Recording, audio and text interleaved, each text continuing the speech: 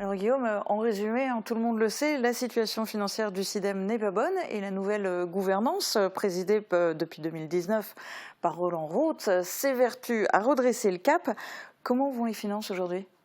Eh bien, le syndicat des déchets ménagers de Moselle-Est n'est toujours pas sorti d'affaire. Hier, lors du comité syndical a été présenté le rapport d'orientation budgétaire et notamment le budget de fonctionnement 2022. Sache qu'il est toujours dans le négatif avec un déficit de fonctionnement supérieur à 850 000 €. Néanmoins, le pessimisme n'est pas de mise, comme vous allez pouvoir l'entendre dans cet extrait. Ce déficit reste maîtrisé aujourd'hui au regard de l'inflation 2022 que nous avons subi tous dans nos collectivités d'ailleurs au long de cette année 2022. Au regard également de la hausse de la TGAP qui augmente chaque année et qui a augmenté en 2022 également. Pour l'équipe qui préside le syndicat et d'après leurs calculs, qui diffèrent de celui pris en compte par le préfet, le bilan d'exploitation du SIDEM en 2022 devrait être positif et même de plusieurs millions d'euros si la somme due aux 5 EPCI signataires du pacte proposé par le SIDEM avait été sortie du bilan financier. Quoi qu'il en soit, le préfet en a décidé autrement. Pour lui, le bilan d'exploitation 2022 du syndicat est déficitaire. Mais alors comment faire du coup pour qu'il repasse dans le vert ce bilan ? Alors la Chambre régionale des comptes a une idée, simple sur le papier mais difficile à avaler pour la population, une augmentation de sa contribution de 3,05 € par an par habitant jusqu'en 2032, en sachant déjà que chaque habitant verse une contribution supplémentaire de 5,87 € par an. Le comité syndical du SIDEM a décidé pour le moment de ne pas appliquer la proposition de la CRC. Pour quelles raisons ?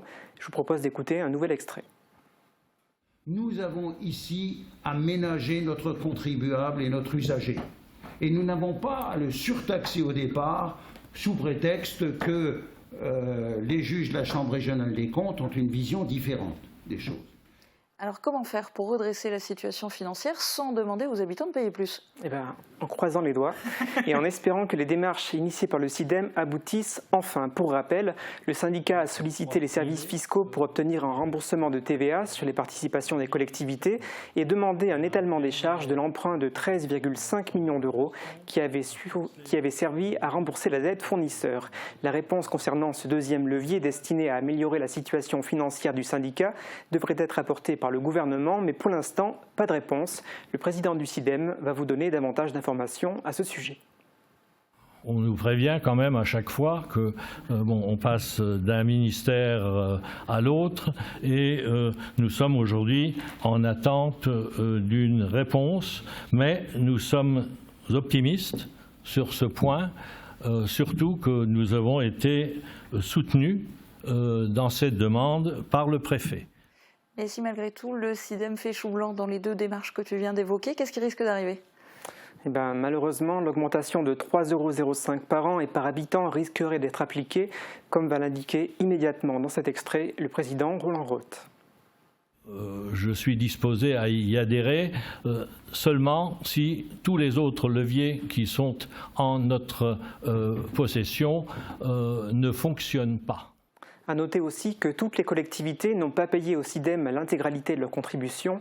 Cela représente une somme importante, plus de 5 300 000 € qui font défaut au syndicat.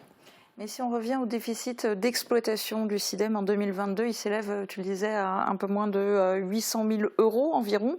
Si on prend en compte le résultat reporté, le déficit, il se retrouve, je crois, encore bien plus important. Oui, tout à fait. Le résultat cumulé 2022 est déficitaire de plus de 12 400 000 €. Et malgré son déficit et sa dette, le SIDEM va-t-il quand même investir ? Eh bien oui, on en aura la certitude dans quelques mois, voire dans quelques semaines, mais un investissement majeur devrait être engagé. Je fais référence ici à l'unité de filtration membranaire de l'unité de méthanisation de Métavalor. Roland Roth va également vous en parler dans ce nouvel extrait. Cette opération coûtera à peu près, c'est une estimation de 3 millions d'euros hors taxe, et l'économie qui est escomptée est de 750 000 € par an. Eh bien, espérons en tout cas que ce futur investissement, d'ailleurs comme toutes les actions menées par les dirigeants du SIDEM, vont continuer en fait d'améliorer la situation. Oui, je te vois qui croise les doigts, on espère. Bon, en tout cas, merci beaucoup Guillaume pour ta chronique.